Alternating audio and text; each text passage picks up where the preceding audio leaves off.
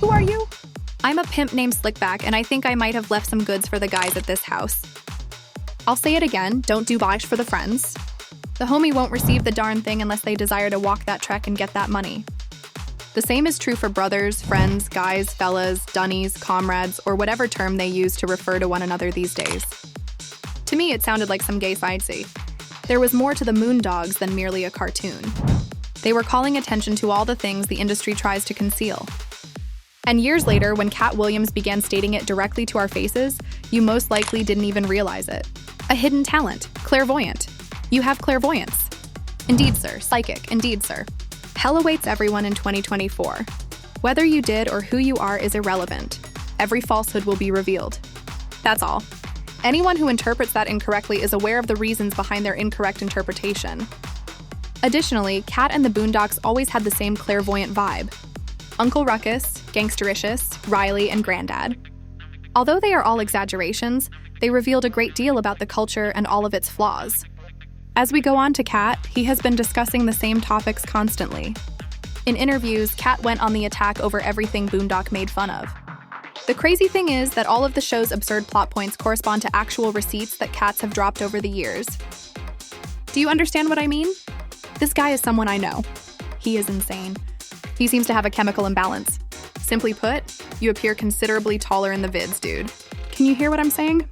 The mama sir is a holy anger. Both of us will perish. And the Boondocks satire nearly seems like a documentary in retrospect. It seems as though they were reading a playbook of what would truly occur in these streets and the studios when you make the connections with everything Katt later revealed. It now appears that they were not exaggerating in the slightest. An underage boy, oh no. I'm not searching for any little bars. I have nothing, not even milk or cookies. I came in search of a man's butt.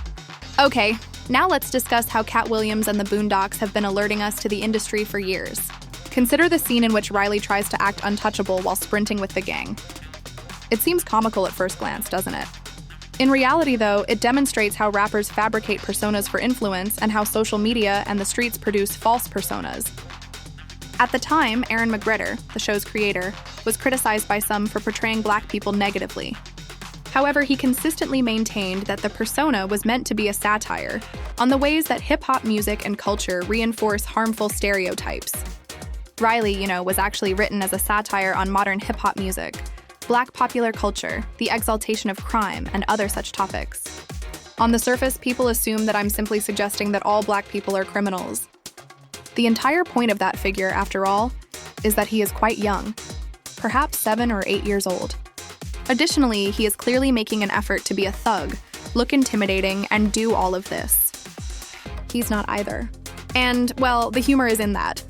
I believe that people are merely taking a cursory glance at it. And it's more complicated than that. Do you recall the Bob Ross episode? It's the one that highlights the value of having strong role models and demonstrates Riley's innocence. I take it you're Riley? Oh yes. It's a pleasure to meet you, Riley. Can you see where everyone is huddled up? I was out of space. God gave buildings 4 walls for that reason. And that's exactly what Katt has been saying. Many rappers portray a life that is not truly theirs. And while the higher-ups profit from the negativity and degradation, individuals are taken advantage of. A lost artist. Someone earns a lot of money. It's not an accident when these rappers are killed. You don't have to speak to the artist or any of their staff because someone made $100 million. None of their contracts need to be validated. Only the mother needs to be dealt with now. It's over.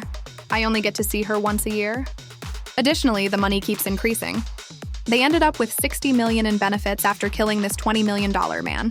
Whoa. Additionally, they had several residents of your city perform it. Additionally, keep in mind how the Boondocks portrayed Uncle Ruckus. Indeed, it was humorous, but in a grim sense of humor, as it brought to light how childhood mistrust and neglect lead to self-loathing and generational pain. His father, who was often touching him and telling him he would never be anything, was Uncle's main source of information on what a Black man is, so Uncle felt that everything his mother had said was true. My brother Jarrell and my brother Daryl were both younger than me. However, Mr. always seemed to pick on me the most. Anything would get me beaten. That vase? Did you just break it? Jesus, please. Have mercy, Lord, my darling. Enjoying myself while off limits at Mr. House. Did I just see you having a good time? Jesus, please. Have mercy, Lord. Every day, my baby. He made me aware of my impending failure. When I grow up, mister, I want to work as a doctor. Sweet Jesus, did I just catch you longing to be, have mercy, Lord, my darling. I loved my beloved adoptive black mother as much as I would have loved a white woman. She did her best. Uncle, don't listen to him now. You are not a worthless person. You must constantly believe that you are unique, even if it's only in your heart. She ensured that I was aware of my entire white background. Who's George Washington Carver, Mama? He is the person who has killed more people from peanut allergies than anybody else in history. Instead, let's read about Eli Whitney, baby. The cotton gin was created by him. Like you, he was a magnificent white man. I had several dreams about my biological father coming back to take me to the land of white people, but that never came to pass. Additionally, Katz mentioned this in his interviews. He even said that if he hadn't questioned his parents' rigid and narrow-minded views, he wouldn't have developed into the person he is now. And if you don't support me when I tell you that something is wrong, then that's what it is. You were prepared to inform your parents, even as a small child, that some of the things you were saying didn't align with what I had been reading in the Bible. This is where things start to go wild. For years, Katt Williams has been pointing out exactly what Boondocks was saying about the music business. And I'm not just referring to the normal sleazy behavior in the sector. Characters in the Boondocks show pretend to be streetwise while actually deceiving everyone.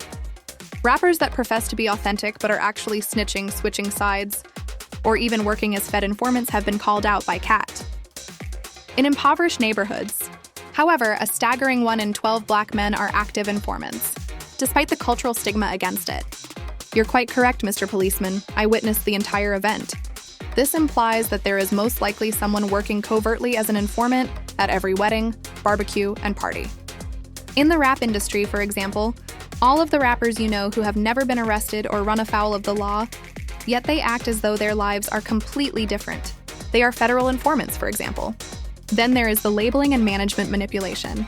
In certain episodes of the Boondocks, the shadowy individuals in the background took over the show, forcing musicians to sign contracts, stage fights, or create up drama while disguising themselves as black entertainment television. BET was more than just a television network in the Boondocks. They presented it as a malevolent empire, a vast organization whose primary objective is to completely destroy the black community. The episode begins in the BET boardroom, where the network's fictitious president, Deborah Leavell, informs her crew that its goal is to use toxic programming to destroy black people from the inside out. Welcome to the headquarters of BET. My name is Devil. The time is 2 p.m. A staff meeting is scheduled for this morning. Bob Johnson, our commander, had a dream. A dream of building a network that would do what Jim Crow laws, centuries of slavery, and malt liquor had failed to do. The devastation of black people. Sister, no. Is that really so difficult? Mr. Level, black people have suffered greatly ever since BET was established. Since our launch 25 years ago, incarceration, unemployment, teen pregnancy, and dropout rates have all increased dramatically. We genuinely think we're having an impact. Black people are not being destroyed quickly enough. I noticed 3 people reading books the other day. One of them had a smile on his face. Indeed, he will perish. No, I'll need to give him another call. I need another maths guy, too. The guy with the charging chip, do you know him? Yes, he did. Yes, him. I require another one. Yes, along with a cleanup team. Oh, and there's still one more shoe. No, Prada. My president of entertainment, Wedlin, received a Harvard education. Describe the evil shows you are working on for me. It's Mistress Leo, I guess. According to my Harvard background, our objective is to turn all of MTV's reality series from 5 years ago into black ones. We're the place to go if you want to watch a black version of an MTV reality show. What else? Our inaugural Video Host Award show will take place next month. Or award show staff, as I like to refer to it. How are we? Money is present. Let's see. No one outside of this room has received payment in months as you desired. And you dismissed all readers. I adore it. The plot revolves around Hugh. The plot revolves around Hugh. Hello, Freeman. He seems to be criticizing the network and threatening to go on a hunger strike. Why? Other than attempting to eradicate black people, what do we ever do to him? What? What's wrong? Until BET is shut down, the office is closed, and all of its top executives commit Japanese ritual soup, this hunger strike will go on. He is only a child. Nobody can stop me from annihilating black people. Not Freeman in particular. Laughter High joins forces with Sea Green's slick preacher-style activist, R. Goodlow. He appears to be the genuine deal at first, organizing marches, making impassioned speeches, and advocating for a complete boycott of BET. But in typical Boondock form, even the revolution is turned upside down. In front of good love, Deborah Level holds out a TV agreement. And without hesitation, he gives in. Hui's blow is unsuccessful. And with that, the system wins. Furthermore, Roe even informs Hui that he has a dinner reservation with P. Diddy and makes an effort to include him. Call a meeting, Carl Goodloe. I first learned that the boycott was over from the news. Although the specifics were vague, neither ritual nor the network shutting down were mentioned. I was afraid that I had been duped. For a show, you sold me out. Oh no, Hui, bet cannot be altered outside. It must be changed from the inside out. Brother, this is victory.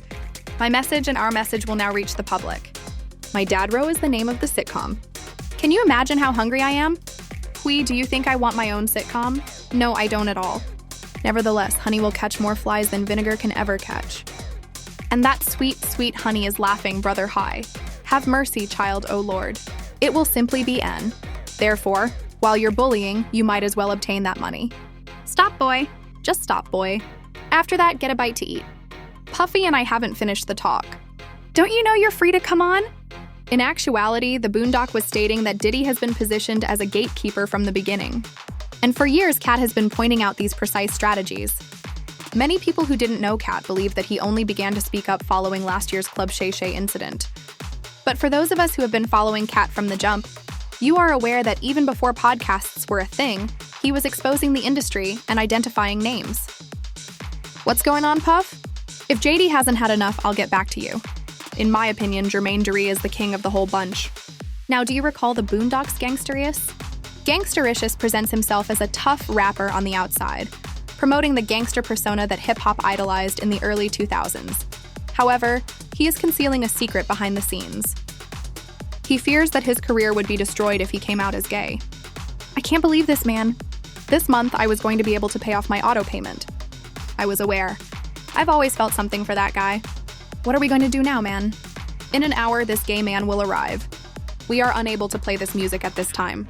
We're going to be homos by association if we go on the track with him because everyone, thinks he's a homo. Additionally, Gangstericious had a covert relationship with a mobster by the name of Lincoln. Lincoln, however, pulled up on tour and attempted to take him out for what he perceived to be betrayal when their circumstances soured. Lincoln, please, you're going too far. This hatred irritates me. Before you did what you did, you need to have considered it. Guys, don't murder him, Frederick.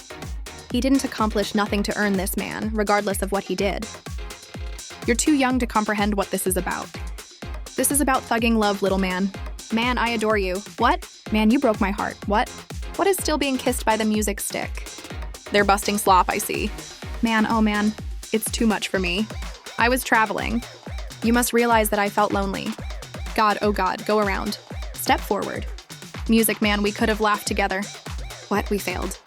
Man, I can't believe this. We are awful. Come back here, please. Music man, hurry up. Can you spot him? Man, I can't see anything. Hey, where are you right now? It's amazing how every ludicrous situation in the Boondocks has a real-life counterpart in the present, in light of everything we've learned about Diddy over the last 2 years. I questioned 50 about it. He also claimed that you had done the same to him.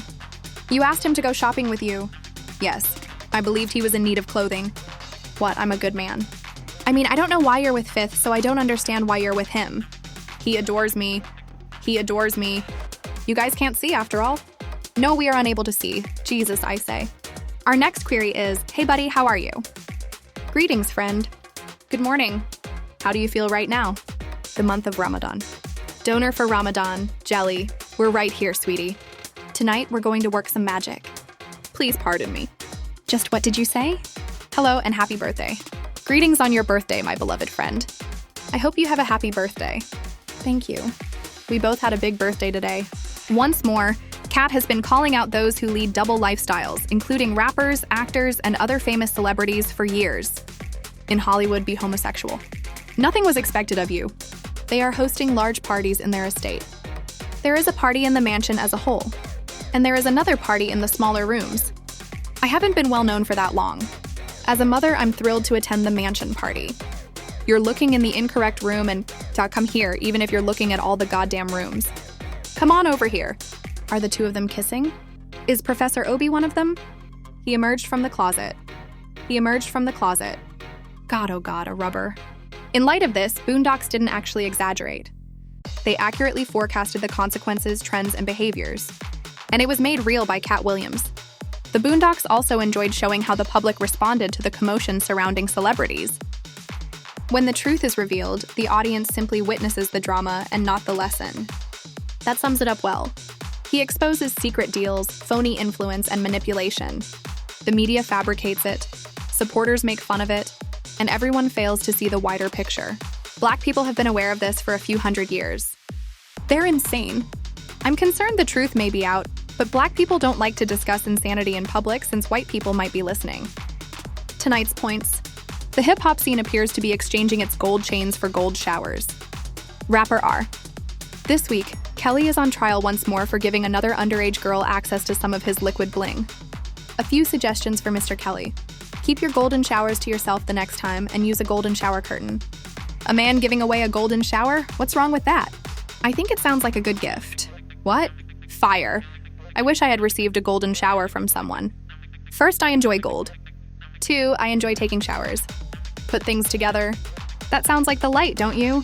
Santa Claus may offer you a golden shower for Christmas if you're good. Christmas. Santa is my man. And the contentious R&B star R.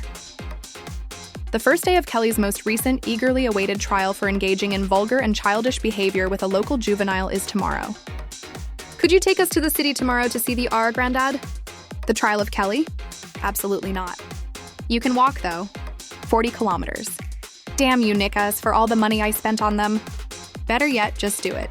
Leading the prosecution of Kelly is Assistant District Attorney Thomas Dubois, who has a wealth of evidence against the well-known R&B artist, including a videotape that is readily accessible for download at www. that purports to show Kelly peeing on a 14-year-old girl.